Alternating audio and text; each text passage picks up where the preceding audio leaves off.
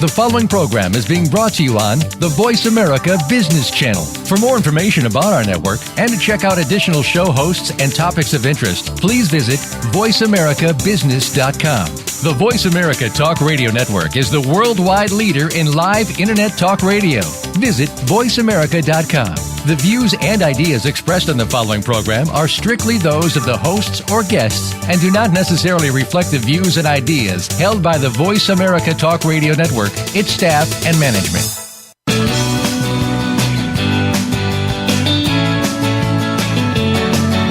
In the past few years, we've heard the term free agents and been told we would all need to become one in order to succeed.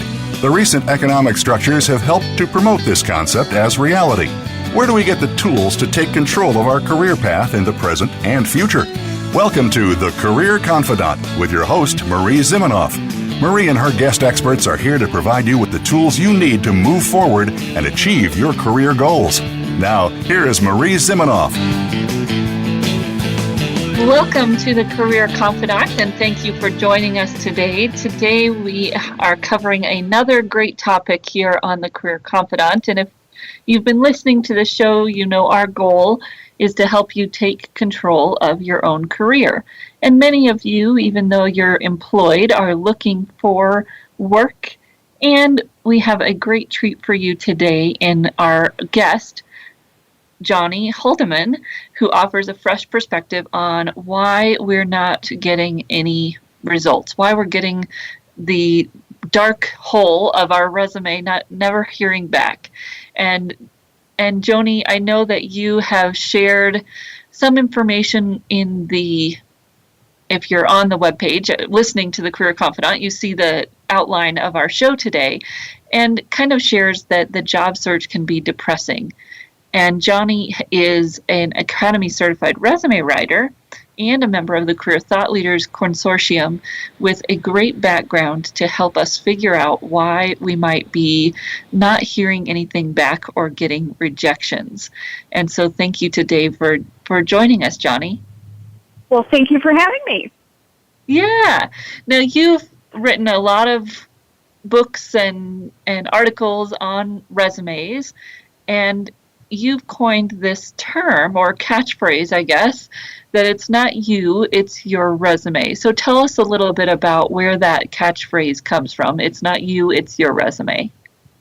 What I hear from my clients over and over is that fear is a huge factor in the job search. We either fear candidates, either fear that they won't find a better job, or if they happen to be between jobs, they fear that they'll never find another one. And the rejection of having your resume just disappear into a black hole feels so personal. So what actually happened is I told a client recently, as I often do, that I can summarize the problem with your whole job search in one sentence. You are using a 2005 resume in a 2016 job search, and it simply doesn't work.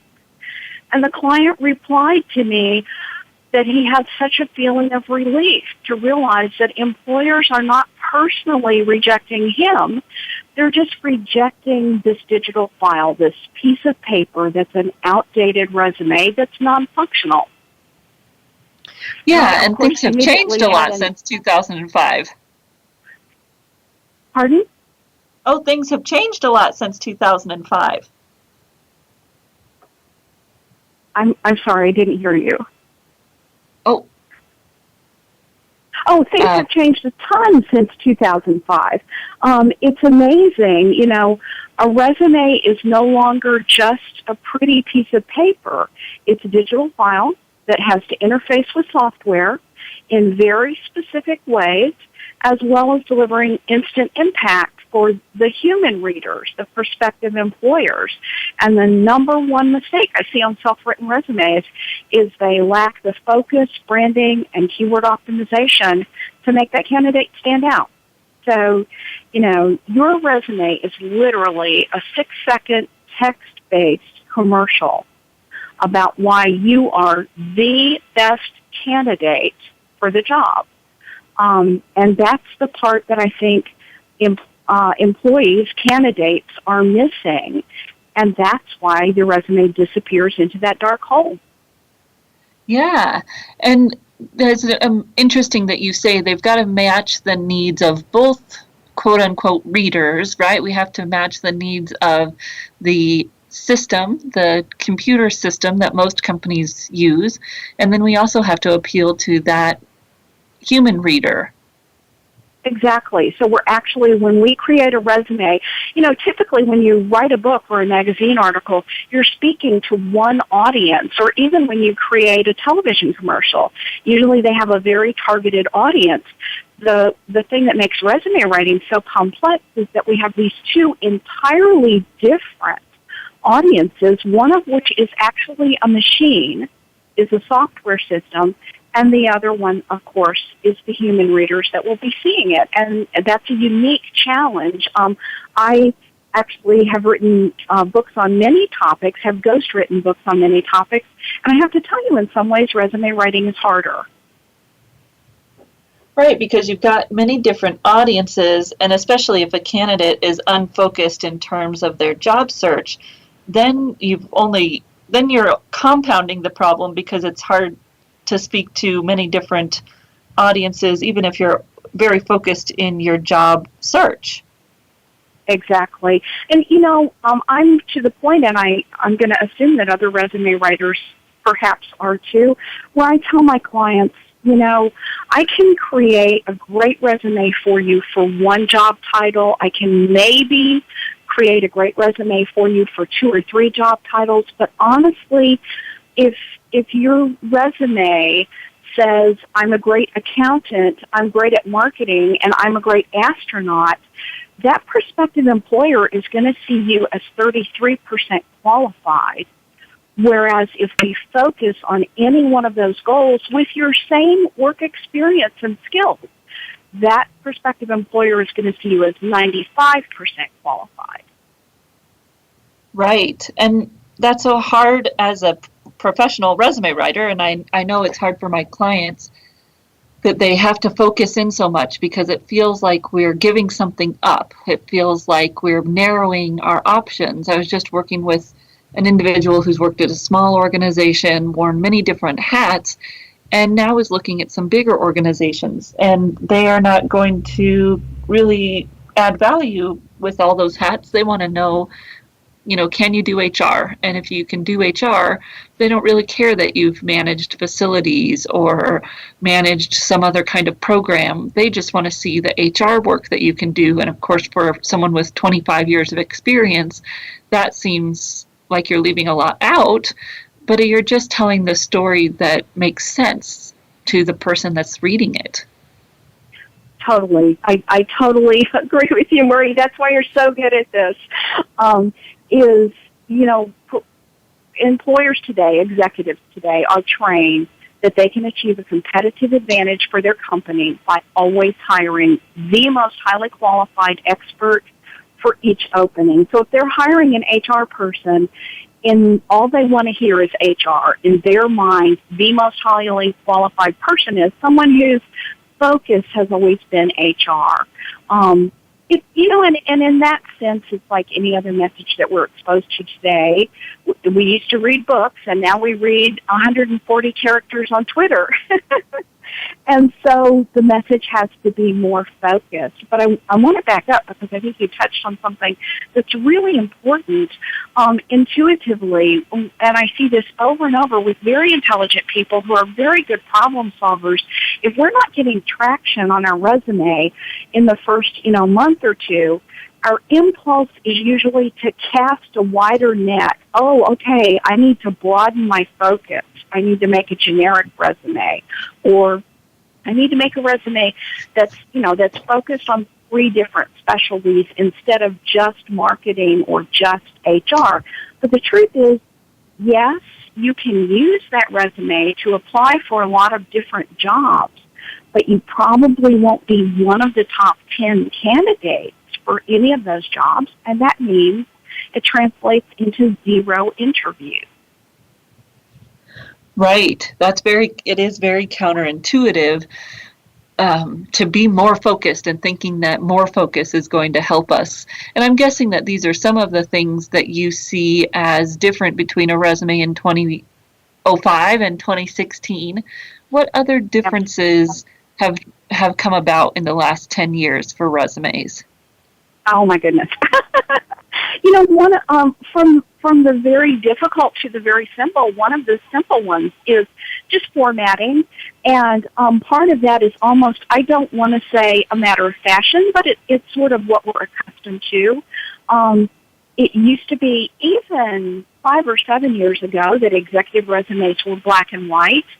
And now, unless a client is in a very conservative industry like investment banking, even executive resumes will feature an accent color.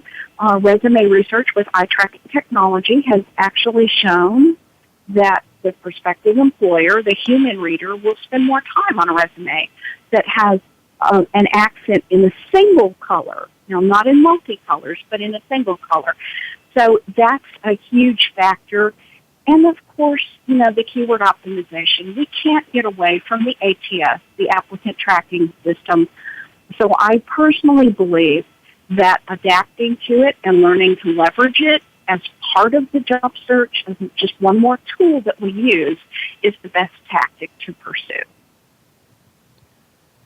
Interesting. So you said one color accent is more attractive for an executive resume, and there's been some research around that? Yes.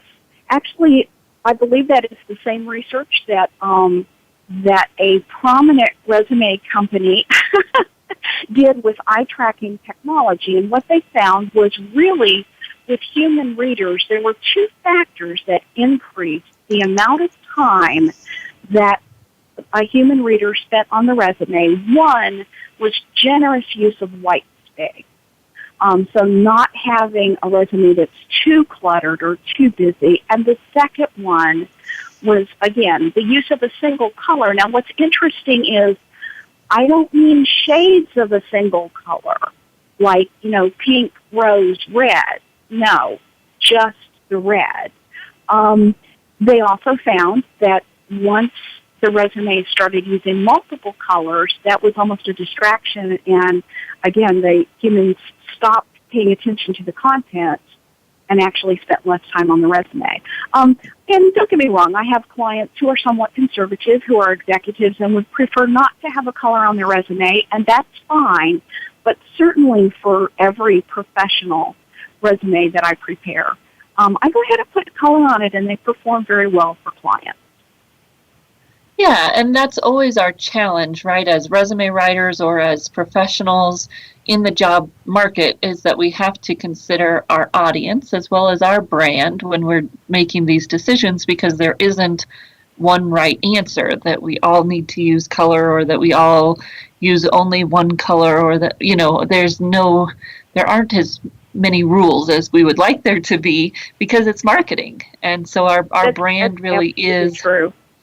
Yeah, it's branding, it's marketing, which means we've got to think about the person that we are marketing and their audience, and find the place That's where those 2 things true. come together. Yeah, I totally agree with that. And, it's somewhat subjective, but what I tell my clients is, you don't have to love the way I do it. I can totally understand if you decide to work with a different resume writer, but you pick someone who's certified. And of course, I'm prejudiced, but I prefer the ACRW certification, because that denotes a certain level of expertise and a high level of training. And among ACRWs, where you probably find people who do only black and white resumes and find people who only do colored resumes, you will, but you'll still get a high quality product. Yes. Well, we're going to go ahead and take a break, and when we come back, we're going to continue talking to Joni about resumes and how they've changed, common challenges, and how they can be solved so that you can get your resume seen by that actual human on the other side of the reviewing system. So we'll be right back in just a few minutes.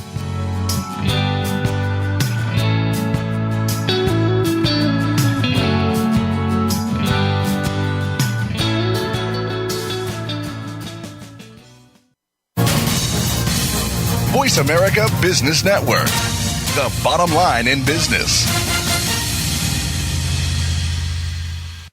You know that the career landscape has changed and that you need to be proactive about managing your career. You can have the foresight, skills, and confidence you need to take charge of your career and seize opportunities. A strategic advantage and career expert, Marie Zimenoff has helped thousands of leaders like you get focused, get found, and get hired. Visit getcareersmart.com to find out more. That's getcareersmart.com or call 800-521-2080 to schedule your complimentary consultation. The leaders of today have certain characteristics that set them apart as success stories. These leaders have discovered transformational leadership. Now, you can discover the same ideas, insights, and programs that have led them to success. Inside Transformational Leadership is produced by Georgetown University's Institute for Transformational Leadership. We'll explore these success stories every Monday at 11 a.m. Eastern Time, 8 a.m. Pacific Time on the Voice America Business Channel. There are two types of leaders in business. Those who are nice, compassionate people, and frankly, they are the people who fail to get a lot done. Then there are those who can get everything done and so much more. But they are greedy, unethical, and self-centered. The Compassionate Samurai Business Hour with Kathy Fairbanks finds a way to use the best of both types of leaders to help you create a dynamic roadmap to success. Tune in every Thursday at 1 p.m. Pacific Time, 4 p.m. Eastern on Voice America Business. Follow us on Twitter at VoiceAmericaTRN. Get the lowdown on guests, new shows, and your favorites. That's VoiceAmericaTRN.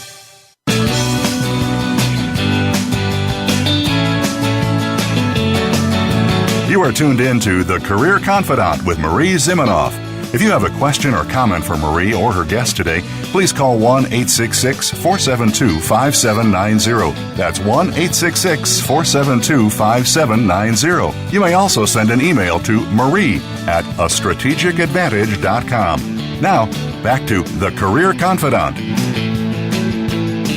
Welcome back to The Career Confidante, and today we're talking with Joni Holderman, who is an Academy certified resume writer, about how resumes have changed and why you might be experiencing that black hole syndrome where you're sending in resumes and you're never hearing anything back. So Joni was just sharing the research that was done showing how to get your resume read or how to get a reader to spend the most time on your resume, and sharing that included a nice balance of white space as well as using one color in your resume actually helps attract that reader to stay a little bit longer. So very interesting, all the things that have changed from 2005 to 2016.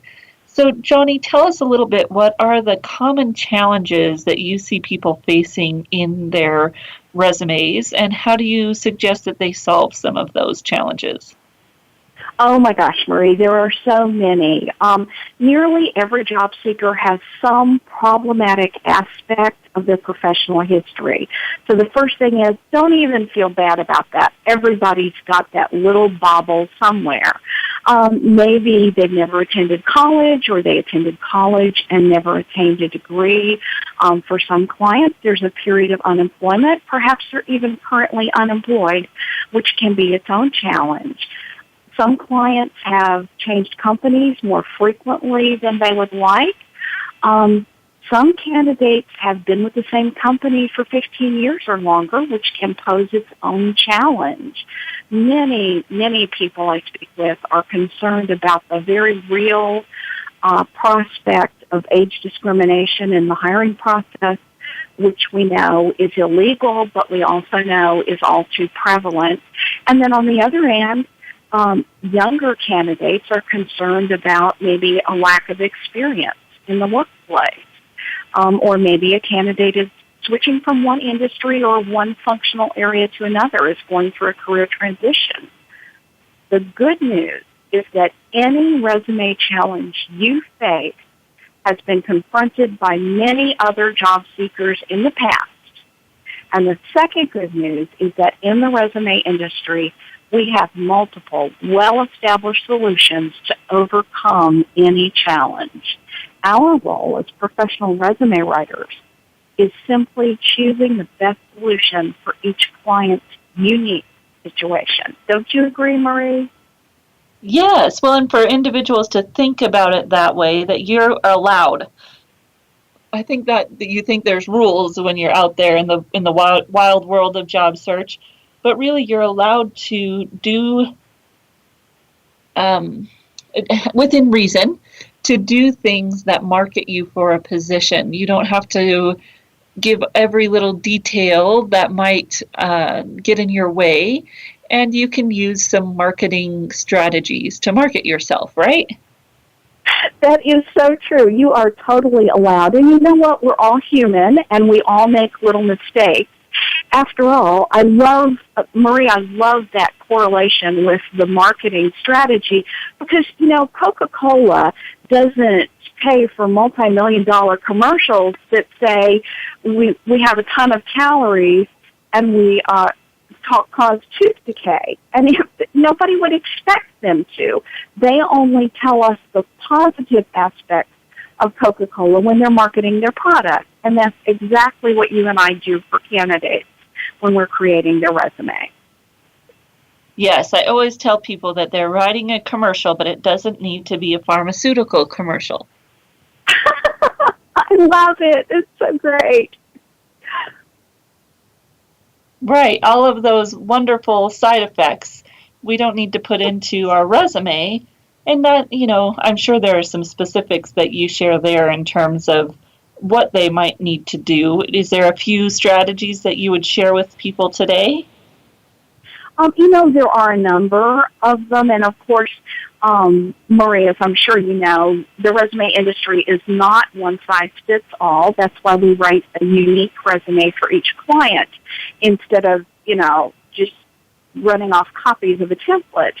But one really great strategy that I love, that I've used a lot, is not to go further back with career history than about 15 to maybe a maximum of 20 years, even if a client has 35 years of executive experience. Putting every single bit of it on the resume, first of all, makes for a really long resume. And second of all, it can position them as the target for age discrimination. For young people who have maybe a little bit less experience than some other candidates, we definitely want to use every shred of experience that they have, and that very likely includes internships or volunteer engagement. It may even include entrepreneurial activities they engaged in, like dog walking or babysitting or selling newspapers. So, for younger people, we're definitely going to use whatever they've got, and there's no need to disclose on the resume that an internship was unpaid. It's still valuable work experience, and if it comes up in the interview, that's fine, but there's no need to volunteer that information on the resume. Right, that's part of the pharmaceutical commercial when we're specifying volunteer or part-time, all of those additional details that really don't have to be on the resume. It's not an application. Exactly. In fact, you touch on a really important, I think, factor is sometimes with self-written resumes, there's a little bit of a tendency to put too much information on them. And to me, the acid test is, does it fit into the sentence, hire me because? So, for example, you might say, hire me because I have an MBA, so the MBA goes on your resume. But you wouldn't say, hire me because I have rheumatoid arthritis, so your personal health information doesn't go on the resume. And Marie, I'm sure you've had that situation too, where clients maybe sometimes volunteered a little bit more information than we really need to. Yes, many times. And even down to, months and years. Sometimes we need months and sometimes we don't. If you've been at a place for 20 years, there's really no need to put the months on there. The months might be helpful if you've been a student and have some experiences that were shorter. But just thinking about, does that detail really need to be shared or not? Exactly, and that's the whole point of the resume, is having an impartial set of eyes and an expert who can strategize and decide what's going to showcase your experience and your expertise best, and how can I best help that client achieve their immediate career goals. Right. And again, just realizing that there's flexibility, there's not necessarily one right answer, which I think gets frustrating too. I'm sure you've talked to clients that say, I've talked to 4 different professionals and they've told me 4 different things. And sometimes that's because that professional's heard 4 different versions of the story. Well, that's so true. We can only operate with the information that we are given. But that's so true, Marie, is I often tell prospective clients, the important thing is that you choose a resume writer that you're very, very comfortable with, someone who's certified, and then that you work with that person. I'm going to guess that I could pick 4 different ACRW certified professional resume writers and have each of them write my resume for a sales position, and each of them would write a completely different resume, but you know what? Probably every one of those resumes would be effective. So it's hard because there's a lot of ambiguity and it's somewhat subjective, but at the end of the day, what matters is, are you comfortable with that resume writer? Are you comfortable with your resume? And that way you can go forth confident that you're going to succeed in your job search. Right. And that also you're telling that whoever you're working with all of the details that are important so that they can help you. So tell us, as we close here, we've just got a few more minutes of our time with you, Joni. So tell us how people can recognize fairly quickly if their resume might be the problem. Oh, my goodness. The biggest sign is that you aren't getting traction with it, that you're applying for jobs that you are well qualified for, and you're never hearing anything back. And then there's the standard problems that we see in modern resumes. You're sending out a PDF file. Your contact information is in a header.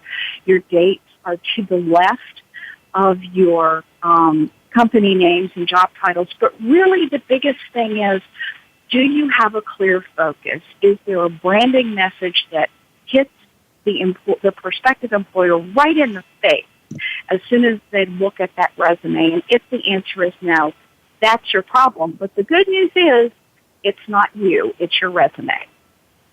Right. And there, as you said, there are some formatting things. There are some other things that we'll continue to talk about if you stick with us here on the Career Confidant. We're going to say goodbye to Joni, but we thank her for her expertise and for sharing that great information with all of our readers. So, Joni, how can people get a hold of you if they want to learn more and to follow along with the great information that you share? Probably the best way is to connect with me on LinkedIn, where I try to share inspiration and information daily. It's JoniHolderman on LinkedIn. You can also visit probably the worst small business website in the world at thriveresumes.com, which proves that I am way too busy writing great resumes to elevate my talent as a WordPress developer. Great, Joni. So it's Joni Holderman, Holderman, on LinkedIn, and people can connect with you there to get your daily tips and inspiration. Absolutely. Well, thank you so much for sharing your expertise.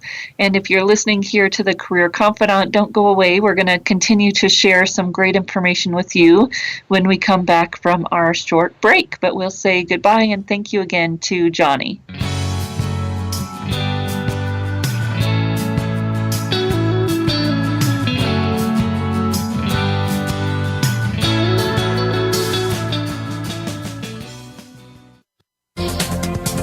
the business community's first choice in Internet Talk Radio, Voice America Business Network. You know that the career landscape has changed and that you need to be proactive about managing your career. You can have the foresight, skills, and confidence you need to take charge of your career and seize opportunities. A strategic advantage and career expert, Marie Zimenoff has helped thousands of leaders like you get focused, get found, and get hired. Visit getcareersmart.com to find out more. That's getcareersmart.com or call 800-521-2080 to schedule your complimentary consultation.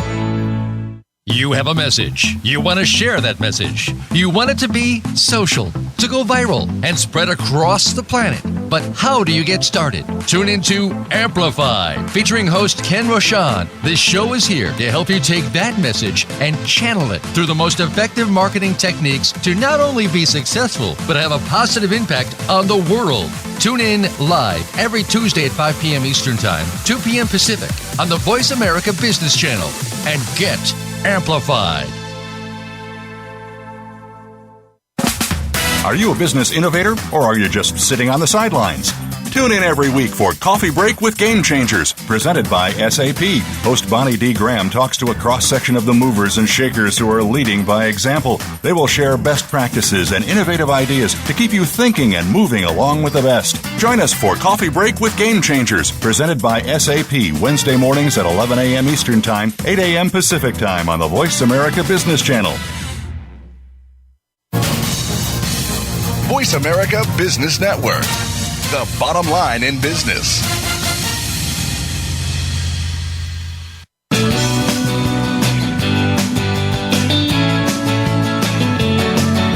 You are tuned in to The Career Confidante with Marie Zimenoff. If you have a question or comment for Marie or her guest today, please call 1-866-472-5790. That's 1-866-472-5790. You may also send an email to marie@astrategicadvantage.com. Now, back to The Career Confidante. Welcome back to the Career Confidante, and today we are talking with Joni Holderman about your resume and getting your resume out of the last decade into this decade. And Joni was sharing some of the information of how resumes have changed. In some ways, we've got this electronic system that's getting into the middle, and that is used by probably around 60% of companies. And, obviously larger companies are going to be more likely to be using those kinds of systems. But a lot of smaller companies may outsource their hiring. And so even a company you might not think about using a system is.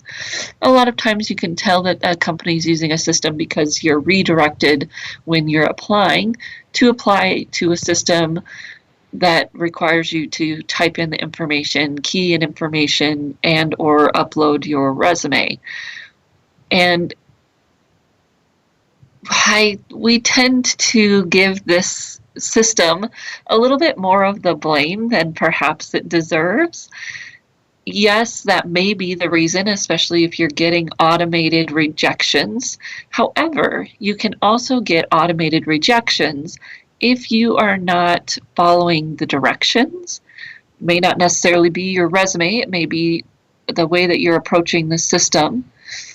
And most likely we're getting those because we're applying for positions for which our resume isn't written. Most of the time when I have a candidate who's struggling with their resume, it's because they are not focused. And focus is not easy. As Joni and I were talking about, when we focus, it feels like we're letting things go, that we're giving up on opportunities, that we're so narrow that we're missing out on something.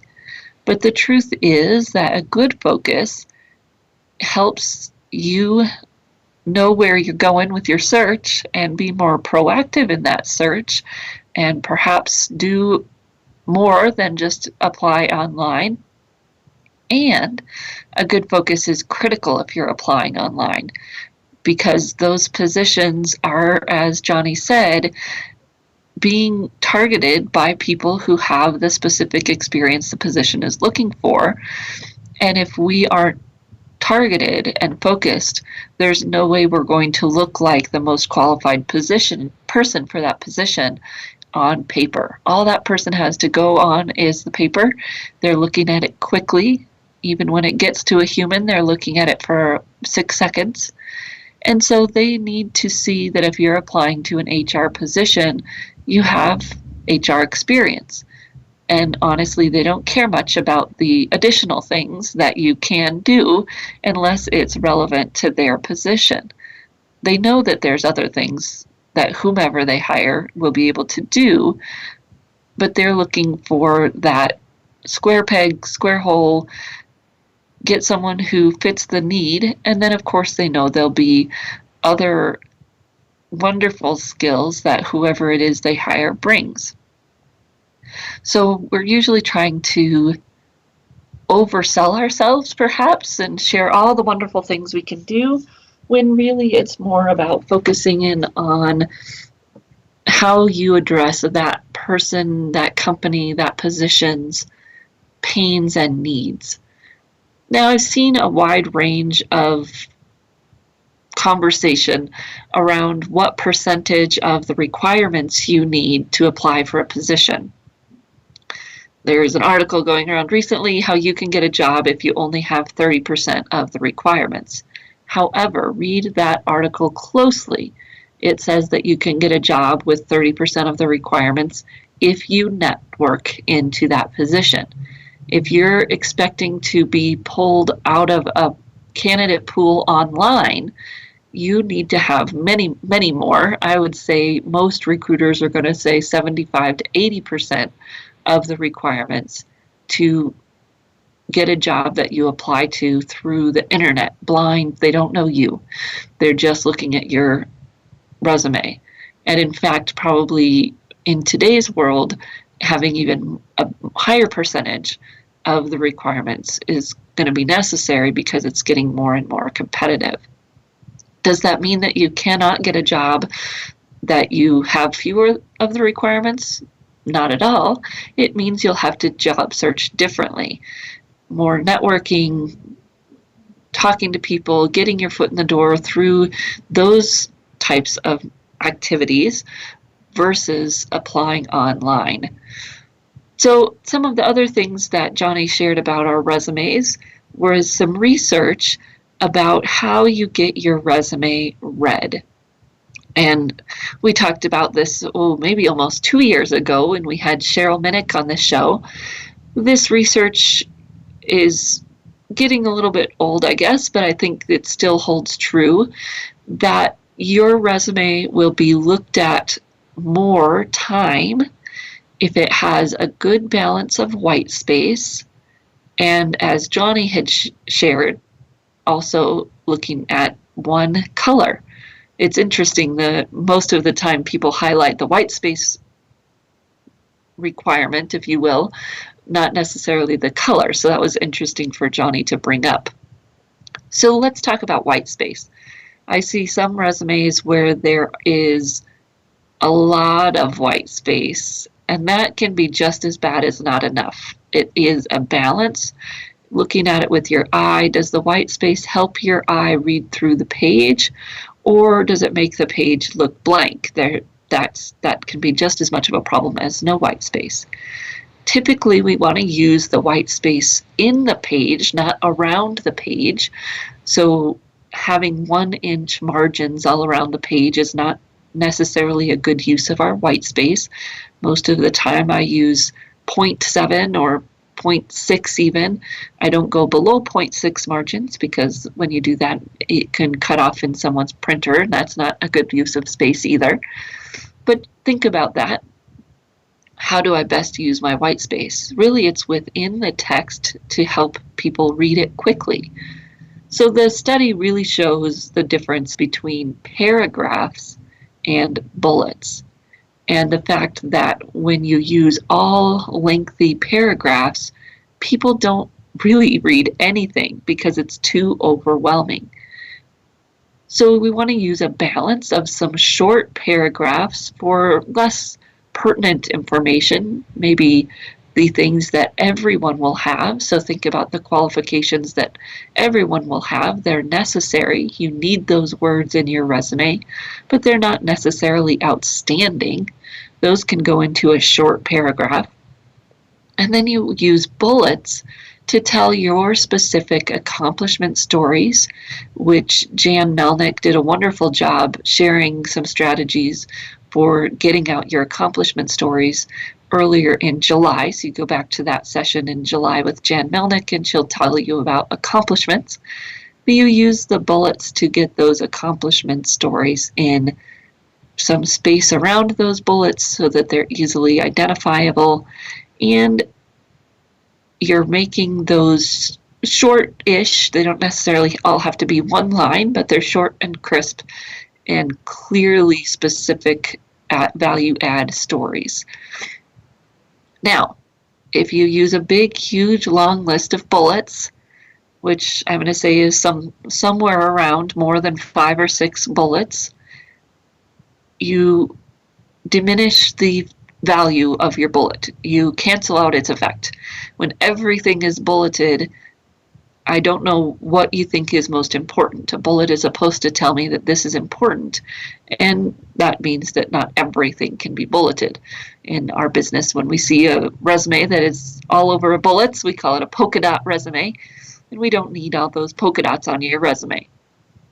Just enough bullets to show those accomplishments for the position that are relevant and show your value. Now, the color piece scares some people. What are we doing with color? Isn't it too much? That is going to depend on your audience. Does it make sense to use color for your audience? If they're an older, more traditional company and you're an executive, it might not. If you are a fun, hip marketing person and you're applying to an old, traditional company, you will still want to be careful. It's that common ground between you and your design sense and your brand and the company and what they're looking for. And actually, your brand includes both of those things, considers both of those things, your strengths and their needs. So one color does not have to be overwhelming. You can use it as border lines so that the lines on the page would have some color.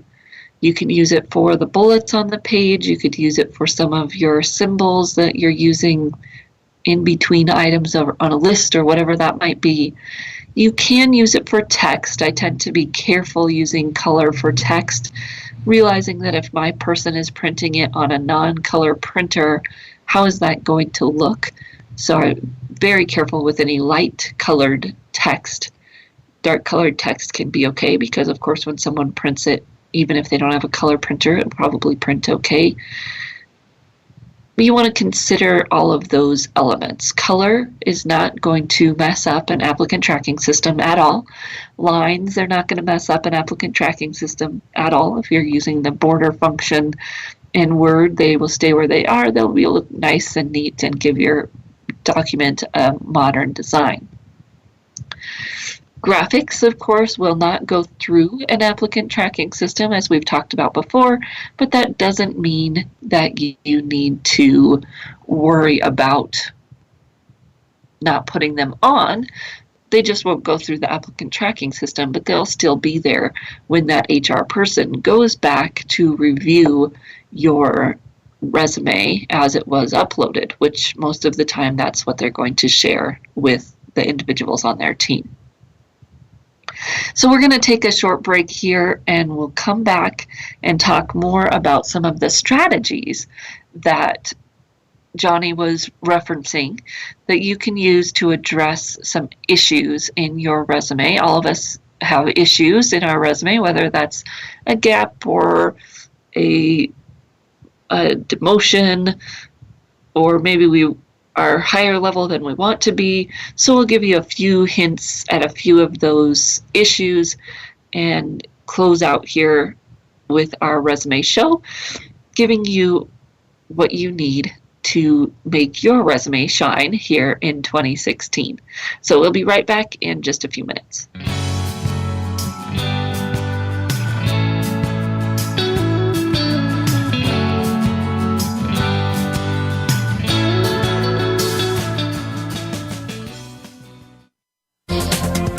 The business community's first choice in Internet Talk Radio. Voice America Business Network. You know that the career landscape has changed and that you need to be proactive about managing your career.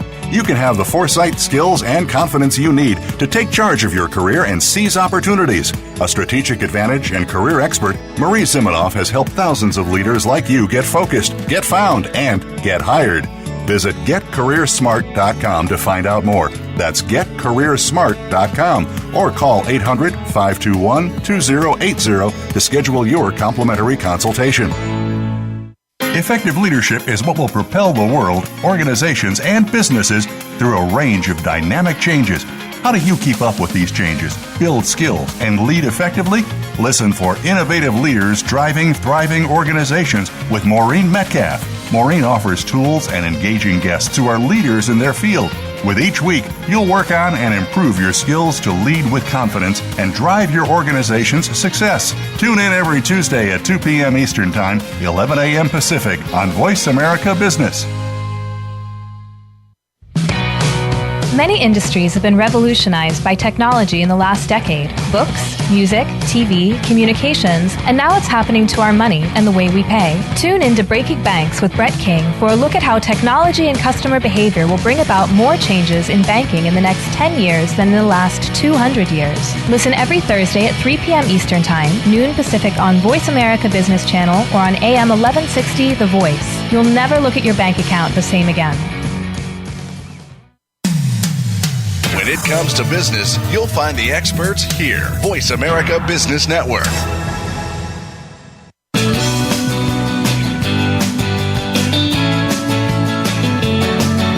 You are tuned in to The Career Confidante with Marie Zimenoff. If you have a question or comment for Marie or her guest today, please call 1-866-472-5790. That's 1-866-472-5790. You may also send an email to marie@astrategicadvantage.com. Now, back to The Career Confidante. Welcome back to the Career Confidante, and today we've been talking about your resume and taking it from 2005 to 2016.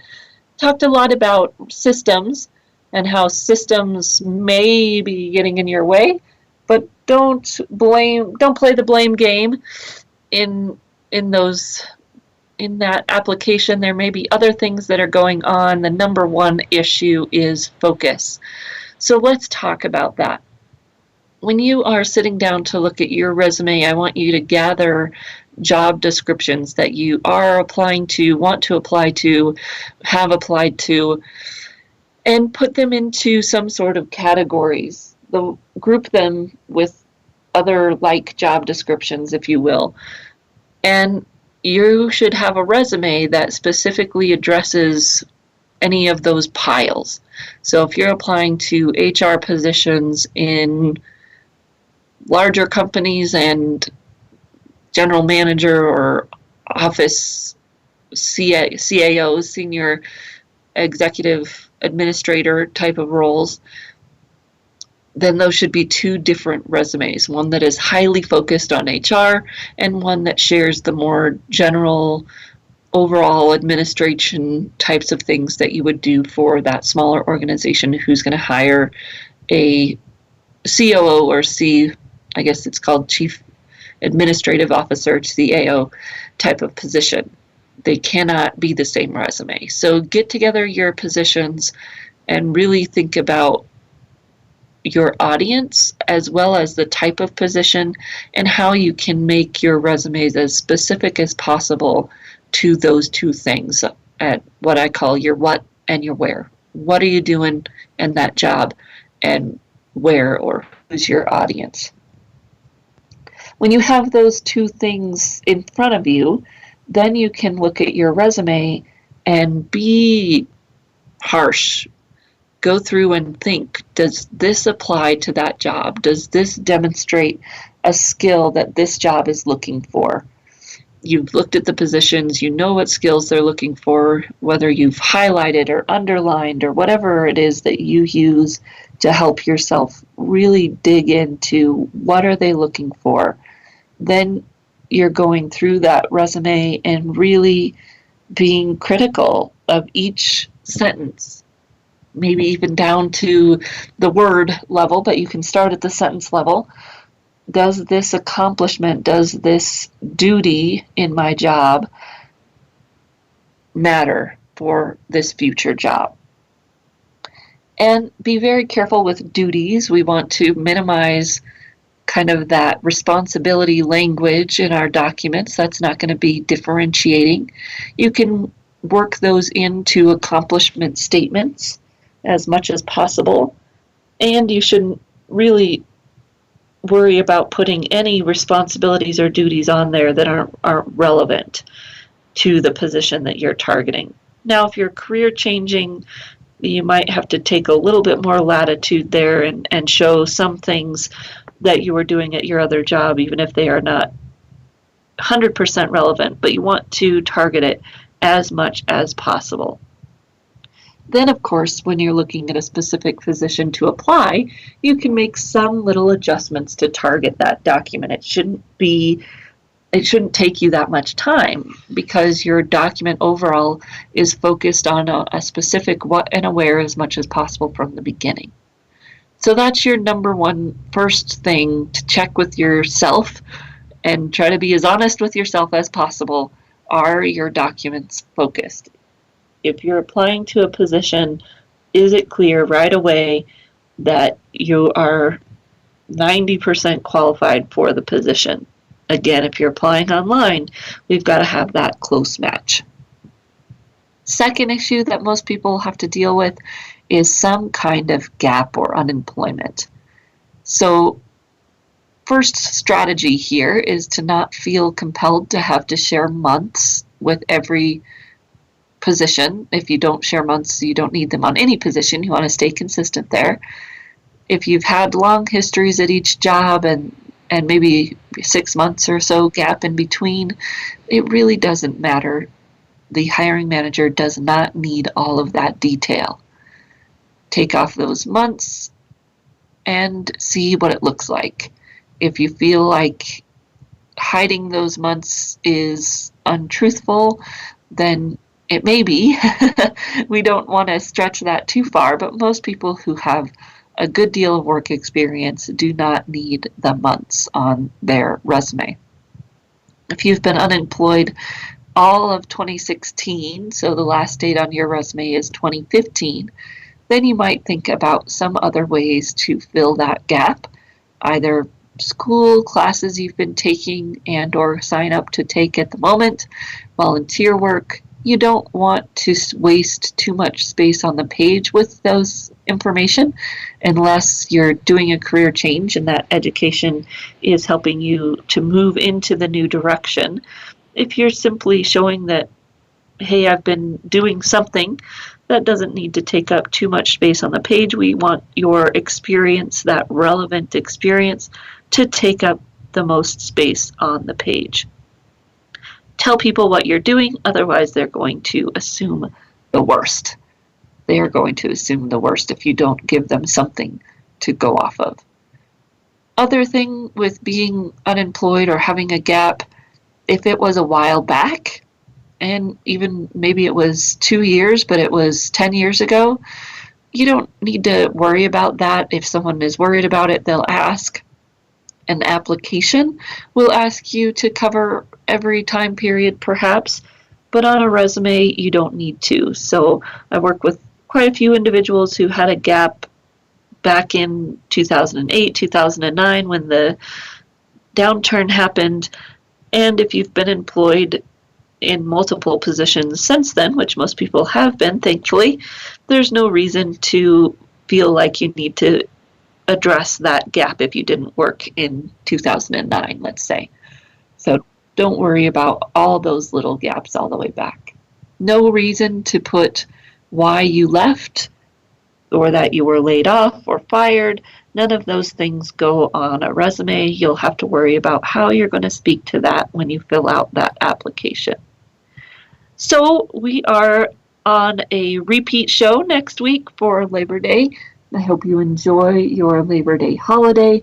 And then when we come back to the show here in September, we are blessed to have a great lineup of guests to share information with you. So when we come back in September, we're going to have some more career experts on the show talking about how to manage your search, and especially with September being kind of update your resume month, we'll be featuring some other resume experts to give you more content on improving your resume. So we look forward to having you join us right back here on the Career Confidant. You can always reach me at Marie, M-A-R-I-E, at astrategicadvantage.com. And we'll see you right back here again next week for the Career Confidant.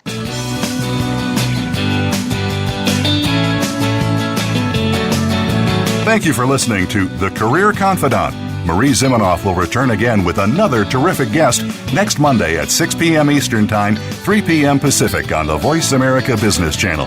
Be sure to join us then.